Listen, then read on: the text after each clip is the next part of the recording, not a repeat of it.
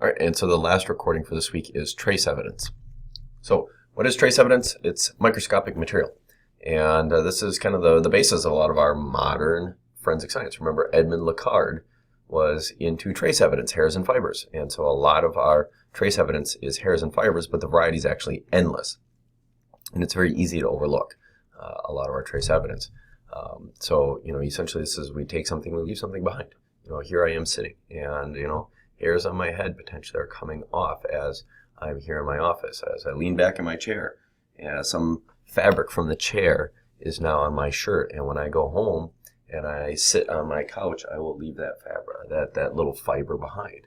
And maybe a fiber from my shirt has a static clung onto the chair, or maybe a hair from my wife or my kids when I hugged them goodbye this morning is now clung onto my chair. And so if I'm a criminal at a crime scene, I have just left something at this crime scene that links to me. And I say, well, I've never been to, Joe Lefebvre's office. And, here is a hair that when I sat down at this desk and did whatever I did to steal something, whatever crime I committed, and I leaned back in this chair, and when I got up and left, I left behind some hairs, and those hairs link back to me, link back to my family, link back to my household. And how do I explain that? I can't. So, very, very small, minute details that are easy to overlook, but very easily can play a good piece of evidence for the case. All right, so how do we collect them? Usually we collect whole objects. Clothing is where a lot of trace evidence is found, and so we collect a lot of whole objects and send it to the lab. Sometimes we have to collect stuff ourselves, so we have little crime scene vacuum units that we use to vacuum, and they have special filters in them. So we vacuum a section of the crime scene, and we take out that filter, package the filter. We vacuum another section of the crime scene, take out that filter, put in that package that filter. And so then the filters go to the crime lab, and we know that this vacuuming was of, the chair back, and this vacuuming was of the seat of the chair, and we know that this vacuuming was of another thing. We have lifting tapes, very similar to like a lint roller. And so we might just kind of lint roller the back of the chair, lint roller the seat of the chair. And again, those get packaged and, sent to the crime lab. Sometimes we just can see the hairs, the fibers and things, and we can pluck them off by hand with tweezers or forceps, whatever the case may be. Now, here's the thing you got to remember with these kinds of pieces of evidence. We need other samples. So if you find hair at this crime scene, my office, because this is my office, you need to collect some of my hair so that we can say that, okay, this is the victim's hair and not the suspect's hair. When it comes to fibers, we probably need to get a sample of, the chair material to make sure that what we collected is not maybe the chair material, or the carpet. We need to, snag a couple fibers of the carpet to make sure that we can say what is actually that source or what belongs to that scene. So comparison and elimination samples are neat. Typically we package trace evidence. We have little trace evidence lifters, which will basically be kind of like a lint roller and a bag in one. It's a little plastic sticky sheet with a little bag that you pull the sticky sheet out, stick it on the surface, tuck her back in. We have Goslin envelopes, which are kind of a wax paper bag. So they can be packaged trace evidence in these so that it is a little difficult for stuff to fall out. There's even a little paper, sometimes referred to as pharmacist folds, where it's a piece of paper and you fold it just right and you create a little pocket in a pouch and you can package evidence in there. You tape up all the sides and hairs and fibers won't fall out. So this is by no means an extensive list of the kinds of trace evidence that we find out there, but building materials, drywall, asbestos that's found in safes and insulations, paint and paint chips, rust, different kinds of shavings, different kinds of fibers, textiles, the buttons, even the little zipper pieces that make up zipper, cordage, rope, cigarettes, cigarette butts, tobacco spit. There's some DNA that's found in cigarette butts and tobacco that years ago we didn't think we had. Leftover parts of matches, leftover burnt paper, the ash debris at the fire scenes is trace evidence.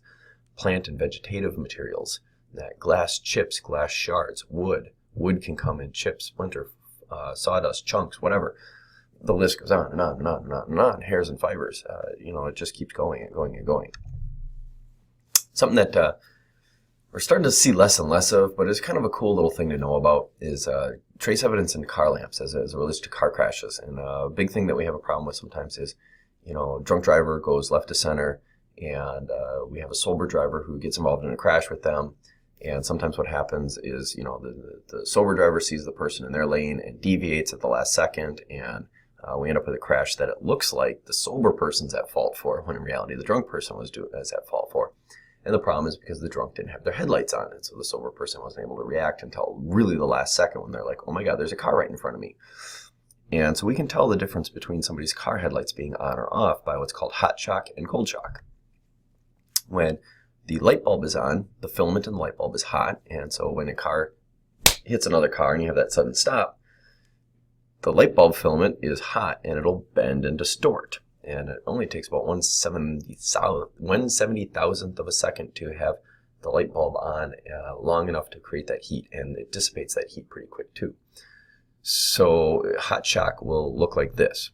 Unfortunately, with some of the newfangled LED headlights, we don't see this anymore. So we're starting to go away from this, but still enough older cars out there and enough vehicles without LED headlights where this is still something that you might find at a car crash scene. Here's another version of the hot shock where the glass bulb actually breaks, and so we might not have some of the filaments, but we will have burning and carboning along the filaments. So they should be the silver color, but instead they are burnt. Cold shock, on the other hand, is when the headlights are not on and the filament just simply snaps. And so again, we can show whether or not a car's headlights were on, and we can show that actually, yes, the drunk was at fault. The drunk was the one who was in the wrong lane, and our sober person who went left to center, and the drunk, going back to their proper lane at the last second because they suddenly realize that somebody's in their lane when in reality they're in the wrong lane, is actually what's going on here. So we call those false lefts, kind of a fun little trivia thing. All right, so glass is a big part of our trace evidence, and here's a great photo where you can see somebody breaking a window, and look how much glass goes into the structure, but look how much glass is coming back at our suspect. And so, if they're wearing gloves, if they're wearing a jacket, there could be glass particulates on them. So this glass that we collect at the crime scene can also link to a suspect. And when we find a suspect and we find that they have glass in their clothing, glass embedded in a glove somewhere, just little tiny shards, that chemically testing that glass, the crime lab can show that these glasses are from the same source. We talk about fracture analysis too, something that's kind of interesting, like in a shooting scene, we can actually tell the difference between the first, second, third shot. Your point of impact will create a distortion in the glass, and that'll start cracking out with cracks radiating out from the point of impact, called radial fractures. And those radial fractures will then also give rise to concentric fractures, these circular fractures. Now, radial fractures keep going out away from the crack until one of two things happens. Either one, the energy that caused that radial fracture to start the break is dissipated, or two, they are stopped by hitting another crack. So this is our first shot because all the radial fractures go out and stop on their own. This is our second one because look at this radial fracture, dead ends into there, this one dead ends into there. This shot is second because the third shot, look at that radial fracture, dead ends into that. So we can tell the difference. There's some other things that you can tell with conchoidal fracture lines, where you can tell by the shape of the little lines on the side of the glass which side of the glass the force came on. That's just kind of interesting.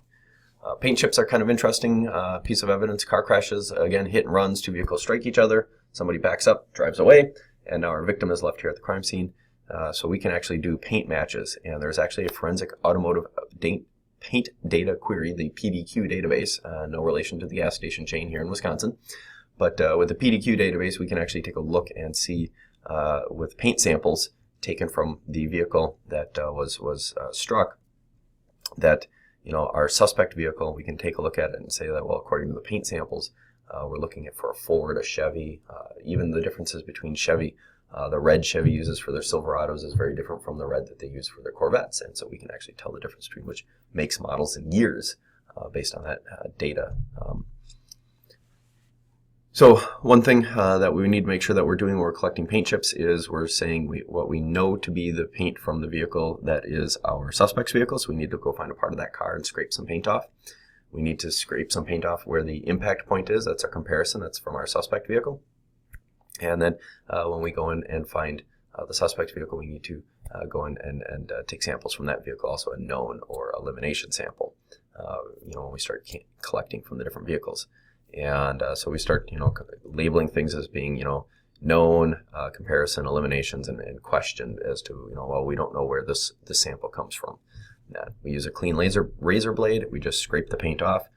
Each sample of paint is collected with a separate razor blade. All right, then looking at hairs. Hair can tell us a lot of things. The hair on our head is very different from the hair on our body. So your arm hair, your chest hair, leg hair, pubic hair is all very different. And so we can start telling some things about hair. Scientists can even start looking at hair and make some guesstimations about the general gender. Some racial things come into play with hair. That's not 100% science, but we can actually make some good guesstimations about qualities of the suspect based on hair that they leave behind at the crime scene. Very good for sexual assault scenes that we can find hair samples. And now, especially when you start to talk about body hairs and pubic hairs, I didn't do it is what the suspect says. Yeah, I was at this person's house, but I left. Well, why is your pubic hair in their bedroom? We don't really leave pubic hair laying around. We shed hair all the time, but it stays within our clothes. It doesn't go outside of us unless we took our clothes off. So a really great thing to be looking for at sexual assault scenes. Here's the thing. If we are collecting the hair, again, we need to have the comparison and elimination samples. So what we need to be doing is having our victim. We will cut samples of our victim's head hair. We will cut samples of victim's body hair, pubic hairs. And we're looking for head hairs. We want 50 samples. And we want it from different places on the head, because here at my bangs, the hair is actually a little different from the temple. It's different from the center of the head. It's different from the back of the head. So we want to get about 50 head hair samples from various regions of the hair. Body hairs, we want about 20 samples trimmed or cut. Now, keep in mind, we start dealing with sexual assault and we're dealing with like pubic hair. This is the job of the forensic nurse. Our sane nurse will do this at the examination. Not your job to go out and be cutting people's body hairs per se. But from time to time, we might have to be doing it at some other cases, non-sexual assault cases where we're collecting head hairs and maybe just arm and leg hair and simple body hairs. Fibers, there are so many fibers out there. It's just amazing. Some of our fibers are natural, some of them are synthetic, and the synthetic blends. Fibers are the small unit of textiles. Our shirts are made out of fibers. We weave them together and you end up with what you have for your shirt. Fibers can be analyzed for the color, for the unique way that they're made up. I mean, you look at the blend of materials that Under Armour uses is different than the blend of materials that Hanes uses, is different from the blend of materials that 511 uses. Now, the big thing to remember here is something called the product rule. And this is true of a lot of our impression evidence and trace evidence. That when you start thinking about like footwear impressions and also our trace evidence. Statistically speaking, what are the chances of the number of products out there for sale of this particular make, model, and color and style? What is the statistical probability of our suspect having that make, model, and style? And then even any unique factors that have come into play over time. The fact that it's sun faded in color, the fact that we have unique cracks and scratches and stuff like that. So we start talking about the product rule. It's a statistical formula that can tell us the likelihood of, this is a 1 in a million chance that we have a suspect and our suspect has this in their possession. Typically with fibers, we want to collect the whole garment. Take the whole outfit, send it to the lab. If it's, rugs, carpeting, we want to take the whole, rug out of the room or cut a big swath of the rug out of the room. That's not as practical. Again, we have the vacuums though. In a perfect world, we just take a whole big large swath of the room, of the carpet. It depends on the crime. If it's a murder, we're taking all the carpet. If it's just a burglary, we're going to vacuum it. Make sense? Good. All right, so that's essentially what we have here for trace evidence. This is the last recording for this week. If anybody has any questions, give me a phone call, shoot me an email, stop in and see me in my office. Otherwise, I will talk to you next week. Thanks. Bye.